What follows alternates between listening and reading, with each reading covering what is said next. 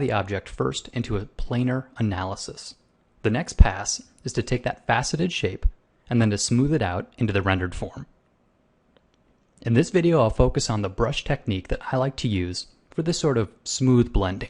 But as a quick reminder, if you look below the post, you'll find links for free brushes and worksheets, as well as in-depth premium series available in the Control Paint store. For this, I like to use a flat, hard brush. And because it's got some directionality to it, I'm going to need to keep this brush palette open to the Brush Tip Shape tab while I work. This will allow me to change the brush tip angle by manipulating this thumbnail here that you can see.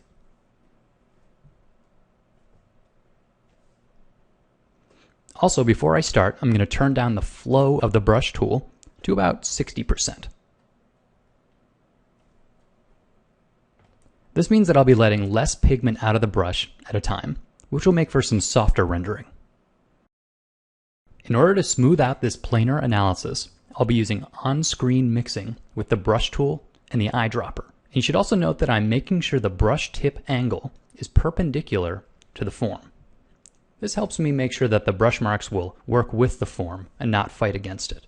So the first step is to make a new layer. And then on that layer, I'll be painting with this sampled color from the left face. And I'll pull the paint across the threshold, and in doing so, make that transition. And now I'll select some from the center face and paint that back in the opposite direction. And I'll start one last time from the left face, sample there, and paint back over the threshold. And when I'm done with all this, I'll switch to the eraser tool and erase away what I don't need. You could also use a mask for this if you wanted.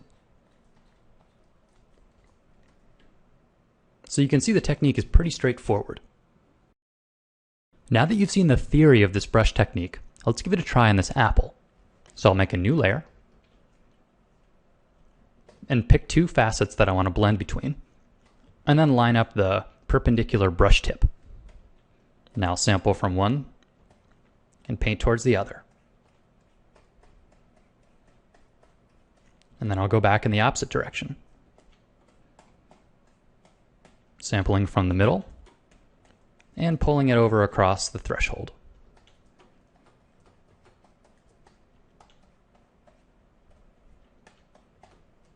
I'll do one more quick example. This time going up and down instead of side to side.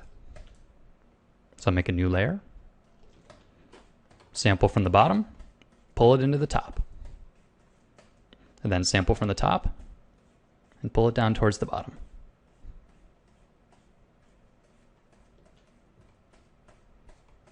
So it's a back and forth push and pull like this, and eventually you'll smooth out all those transitions between those hard facets. And since this process is pretty straightforward, I'm not going to bore you with blending the entire apple. So go ahead and download the file that I provided at the bottom of the post and give it a try yourself. This is one of those techniques that just takes a lot of practice, so don't expect to nail it on your first try. Have fun